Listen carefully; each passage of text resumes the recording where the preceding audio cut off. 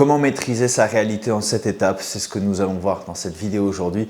J'ai hâte de te partager ce framework ou plutôt ce process que j'ai, on va dire, construit entre guillemets en accumulant pas mal de savoir sur tout ce qui est lié à la métaphysique, tout ce qui est lié au domaine de la manifestation. Et l'idée en fait c'était de structurer un peu la pensée, car en fait ce que je constate c'est que souvent dans tout ce qui est lié à la manifestation, tout ce qui est lié dans le fait d'atteindre des objectifs, on peut parfois s'éparpiller, on peut avoir beaucoup de notions, mais ça manque de structure, ça manque des fois d'ordre déjà, c'est-à-dire qu'on ne sait pas exactement par où commencer, par où que ça finit, et qui plus est, certaines notions ont plus d'importance que d'autres. Donc typiquement, la première qu'on va voir aujourd'hui dans ces 7 étapes, la première c'est l'attention.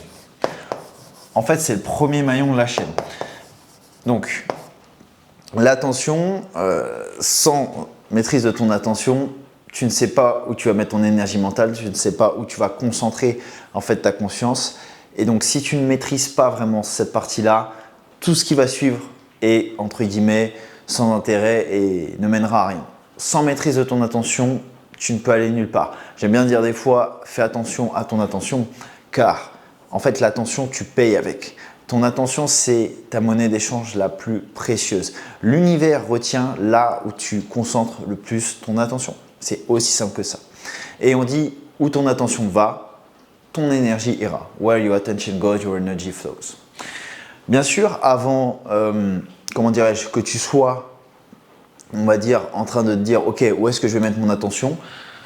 Le prérequis avant ce process, et j'en ai pas parlé, mais c'est d'avoir un désir et d'être au clair dessus. Mais ça peut faire l'objet d'une autre vidéo. Mais c'est un prérequis. C'est d'être aligné avec ton désir et d'avoir une vraie clarté mentale sur là où tu vas aller. Là, on suppose que dans cette vidéo, tu es au clair sur ça. Là, l'idée, c'est de dire, voilà, tu veux atteindre certains résultats dans le business. Tu veux, on va dire, attirer quelqu'un dans ta vie on va dire que ce soit professionnellement, que ce soit, on va dire, dans tes relations, peu importe, enfin, relations personnelles je parle. L'idée c'est vraiment de comprendre que ce processus il peut s'appliquer absolument à n'importe quelle situation. Donc je reviens à ce que je disais sur l'attention. Si tu ne la maîtrises pas, tu ne peux aller nulle part, on va dire, dans tes objectifs. En gros, c'est pas parce que tu vas faire un truc de temps en temps par rapport à ton objectif que ça va fonctionner.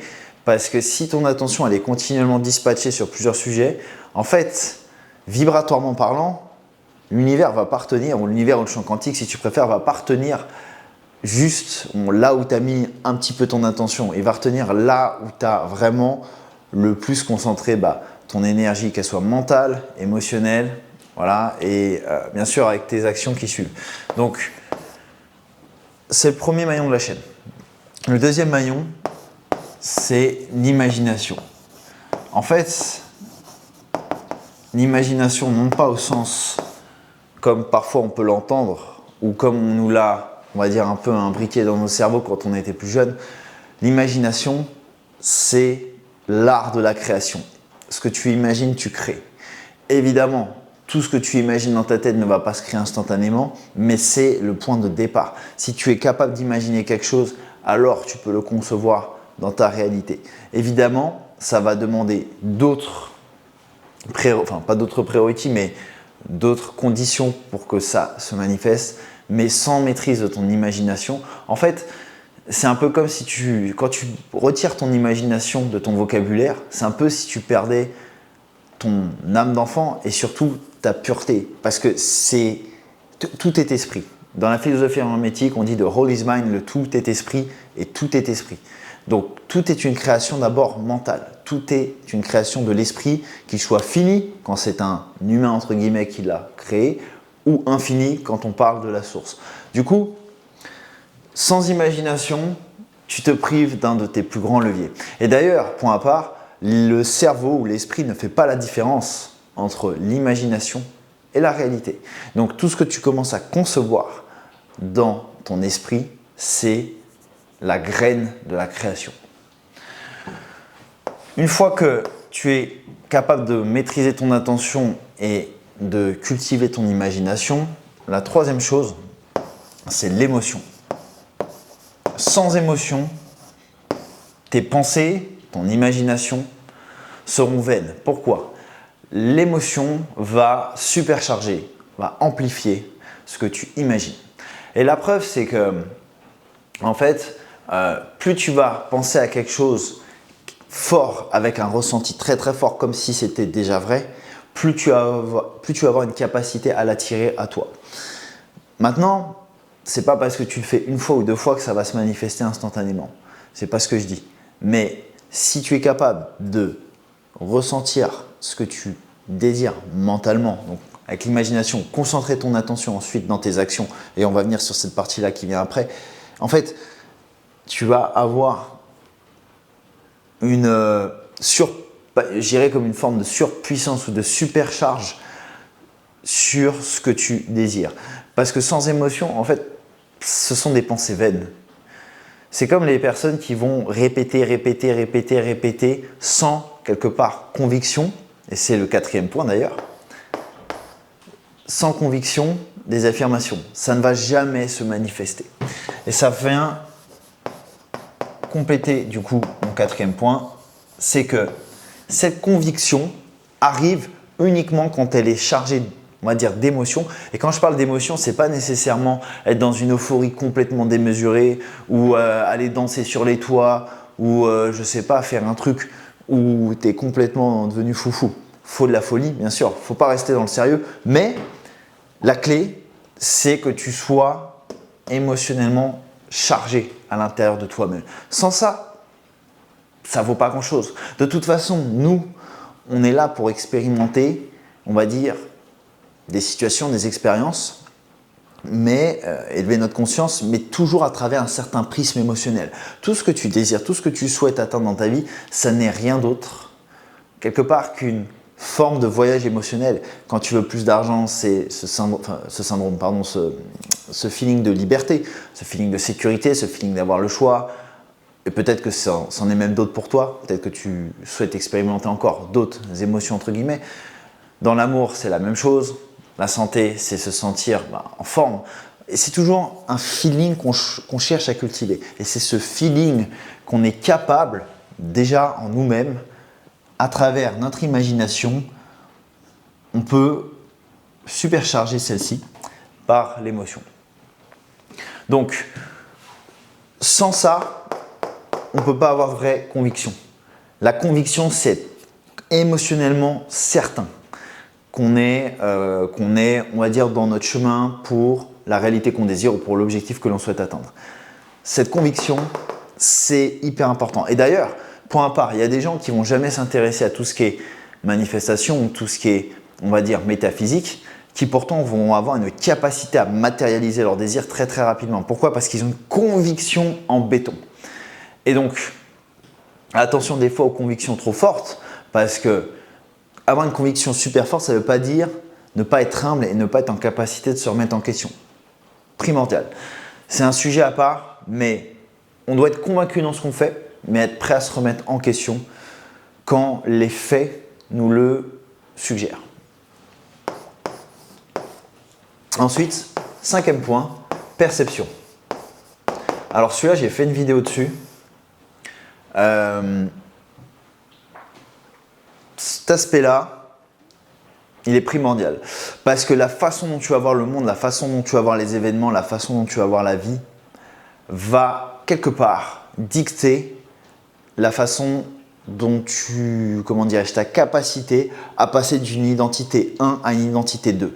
Car il faut savoir une chose, si tu perçois le monde comme mauvais, si tu perçois, je ne sais pas, si tu es un mec, les femmes comme, j'en sais rien, pas mauvaises, mais tu vois, elles ont un certain comportement qui peuvent être toxiques. Ou inverse, tu es une femme, tu as une certaine vision de l'homme. Pareil, si ta perception, elle est quelque part erronée par rapport à ce que tu désires, donc par exemple, si tu souhaites avoir un partenaire qui est sain, tu ne peux pas avoir une vision, on va dire un ressenti intérieur comme quoi les hommes sont toxiques ou la femme est toxique. Voilà, ça c'est un exemple pour les relations. Mais c'est primordial. Donc, bien sûr, ta perception va énormément découler de ta conviction, car dans ta conviction, en fait, Quand on parle de conviction, c'est aussi là où il y a tes croyances, donc dans ton esprit subconscient, mais tu as le pouvoir de consciemment changer ta perception. La perception, elle est plus liée quelque part à ce que tu vois avec les yeux, alors que ta conviction, c'est peut-être plus ce que tu vas voir en fait avec l'esprit. Mais comme on est doté de nos 5 sens et qu'on navigue dans un royaume physique, on doit être en capacité de maîtriser notre perception. C'est-à-dire que même quelque chose qui se passe, j'en sais rien, quelqu'un qui te pousse sans faire exprès, tu peux réagir par exemple violemment, ou tu peux te dire bon, il n'a pas fait exprès, c'est pas grave, ou même si ça a été consciemment fait, alors je ne te dis pas de tendre la joue, mais ce que je te dirais juste, c'est dire ok, c'est une personne qui est certainement mal dans sa vie. Tu vois, tu peux voir les choses de plein de façons différentes. Alors après voilà, ça ne veut pas dire ne pas se respecter soi-même, mais j'insiste sur ça. En fait, l'idée de la perception, c'est de maîtriser le fait que tout ce qui est à l'extérieur de toi, ce n'est quelque part pas toi qui le contrôle. Et ça va rejoindre le 7e point dont on va parler après. Mais une fois que tu maîtrises ton attention, tu mets ton énergie là où il faut, sur ce que tu désires. Tu es capable d'imaginer cette chose-là, de la ressentir comme étant déjà tienne et comme vraie. Tu dégages une certaine conviction. Tu as juste à faire un travail derrière de perception parfaitement de ta réalité ou des choses qui t'arrivent pour pouvoir rester dans ta nouvelle fréquence ou ta nouvelle identité si tu préfères. Le point clé maintenant, c'est de faire le pont entre la nouvelle identité que tu incarnes, ta nouvelle fréquence, et le royaume physique, c'est par l'action. Et ça, c'est primordial. Dans beaucoup de vidéos de manifestation, beaucoup de sujets liés à l'atteinte d'objectifs, surtout dans tout ce qui est lié à la spiritualité, l'action, on a tendance à l'oublier, alors que c'est primordial. Les gars, on vit dans un royaume physique, on vit sur Terre, on vit dans la 3D. Même si nous sommes des êtres dits spirituels ou peu importe comment tu veux l'appeler. Moi, j'aime pas me catégoriser par la spiritualité dans le sens où je trouve que des fois, ça nous met dans des cases. En fait, il faut juste être soi. Être soi, c'est pas être dans une case, car toi, tu évolues tout le temps. Bref, l'action, elle est primordiale. Sans action, il n'y aura jamais de résultat concret. Et même si tu peux, on va dire, court-circuiter certaines choses par tout ce que j'ai énoncé avec les 5 premiers principes, sans action, ça ne sert pas à grand chose. En fait, ça va rester de la théorie, ça va rester mental. Donc, c'est un peu comme si quelque part, l'univers allait derrière te dire bah, vas-y, passe à l'action, enfin, vas-y, envoie, maintenant tu es conditionné comme il faut, maintenant il faut juste que tu, comme on dit, close the gap, faire le pont, tu vois, entre ta nouvelle personne intérieure et l'extérieur. Donc en fait, quand on parle d'action, c'est une action qu'on pourrait qualifier de constructive, alignée ou encore inspirée. Et c'est toujours une action qui se dirige en fait vers ta nouvelle réalité désirée et quelque part c'est la suite de ta nouvelle fréquence. C'est l'expression de ta nouvelle fréquence. D'où le fait de parler d'alignement. Tu es aligné sur ta nouvelle fréquence, sur ta nouvelle identité. Ok, et une fois que ça c'est fait, là, ce concept-là, si tu ne l'as pas, ça va être difficile quelque part d'aller au bout. Donc le 7e, tu dois absolument le retenir. Non-réaction. Haha. Celui-là, il est primordial parce que à chaque action vient une rétroaction. C'est la 3e loi de Newton. Et donc, quand tu fais quelque chose, tu as toujours quelque chose qui te revient en équivalent énergétique. Pour chaque action ou chaque force qui est exercée sur un objet, tu as une rétroforce ou une rétroaction qui est égale et opposée. Loi de Newton. Ou encore, c'est la loi du rythme dans la philosophie hermétique et les 7 principes. Donc, qu'est-ce que ça veut dire, cette rétroaction ou cette capacité de non-réaction que l'on doit avoir? Eh bien, c'est simple. Chaque chose, quelque part, qui va t'arriver lorsque tu vas vouloir changer de paradigme, d'identité, de fréquence et donc de réalité, l'univers va te tester. L'univers va te tester pour savoir si tu es en aptitude ou en capacité, si tu préfères, à recevoir cette nouvelle vie, cette nouvelle réalité et donc respecter cette nouvelle personne que tu es. Et donc, ça va être fait par des tests, ça va être fait par… Quand je parle de tests, c'est des tests financiers, des tests dans tes rencontres, des tests dans tous les domaines de la vie. Tu vas devoir apprendre à ne pas réagir impulsivement, émotionnellement, mais rester calme. Comme on dit en anglais, be still. Rester dans la quiétude. Et je ne dis pas que c'est facile. Hein. Là, les choses que je vous donne, je ne vous dis pas qu'il y a une facilité ou quoi, mais vous avez la perception de voir les choses comme faciles ou voir les choses, on va dire, comme normales. L'idée, c'est de normaliser les choses parce que plus vous normalisez les choses, moins vous les mettez sur un piédestal et c'est ce qui vous permettra en fait de, on va dire, être le plus à l'aise possible en fait avec votre nouvelle réalité, car en termes d'identité, vous serez posé, vous serez bien avec vous-même. Donc la non-réaction, ça c'est vraiment le truc qui fait que la plupart des personnes n'arrivent pas à fermer comment dire, à close the gap. J'ai pas l'expression à faire la jointure, faire le lien entre la nouvelle personne que vous voulez devenir et quelque part ce que vous faites dans vos actions. Parce que là, ce qui va se passer en fait, c'est que vous allez passer à l'action plein de fois, vous allez faire plein de choses. Et en fait, quand il y a des tests, ça va vouloir dire que vous avez l'impression d'échouer, que vous n'avez pas les résultats que vous voulez dans votre nouveau business, dans votre nouveau job ou dans le fait que vous cherchez quelqu'un et cette personne ne se pointe pas. Vous voyez, c'est ça la non-réaction. La non-réaction, c'est avoir cette capacité à rester détaché de votre réalité désirée ou de votre objectif.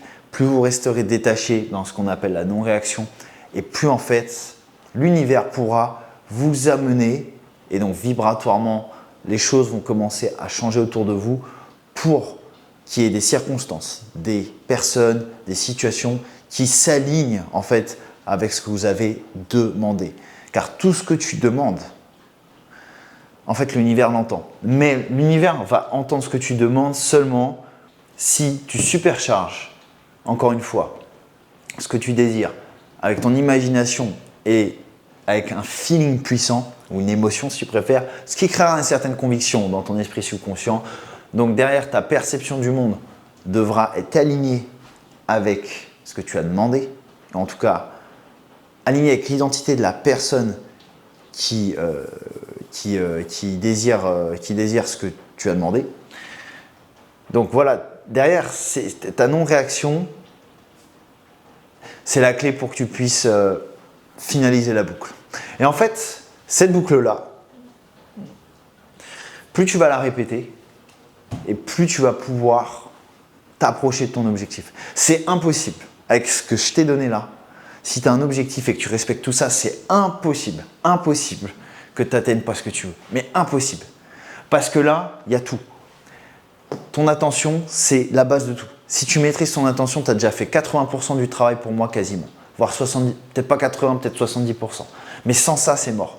Ensuite, si tu es capable de savoir exactement… En fait, l'imagination, l'idée, c'est vraiment de comprendre que tu auras quelque chose le plus précis possible à demander.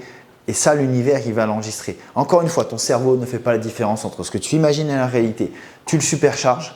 Derrière, tu vas créer cette conviction. Et n'oublie pas une chose, la conviction qui sera dans ton esprit subconscient, c'est ce qui manifeste 90 à 95% de ta réalité. Ou, quand je dis qui manifeste, si tu préfères, c'est que, en fait, comme je dis souvent, tu ne crois pas en ce que tu vois, mais tu vois en ce que tu crois. Et donc, conviction, ça vient… Dans conviction, il y a tout ce qui est croyance. Et ça signifie donc que tout ce qui est dans ton subconscient, là où il y a toutes tes croyances, c'est là où va quelque part exister ta réalité derrière par conséquent. Il y a vraiment un lien de cause à effet. Comme je dis souvent, cause à effet, l'esprit subconscient, on va dire, attire ta réalité ou manifeste ta réalité.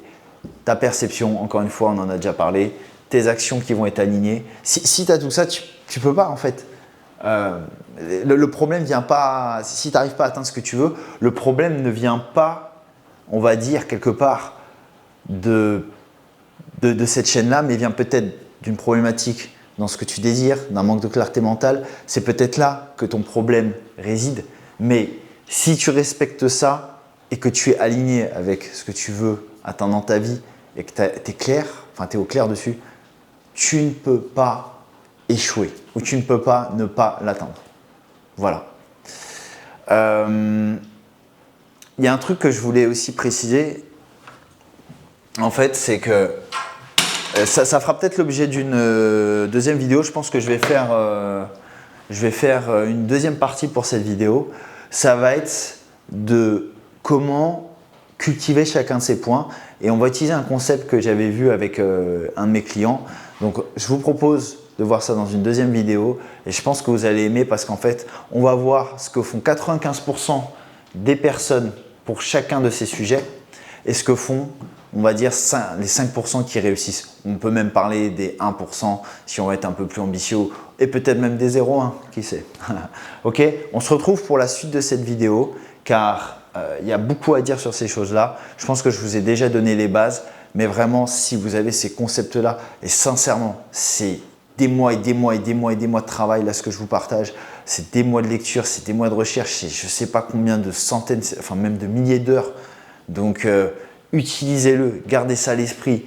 Il n'y a aucun livre, il n'y a aucun endroit où j'ai vu un framework ou un step-by-step, un process comme ça qui vous permet de vraiment vibratoirement maîtriser votre fréquence et donc d'attirer la réalité que vous souhaitez. Voilà, j'espère que cette vidéo vous aura aidé et on se retrouve pour la prochaine pour détailler davantage chaque concept.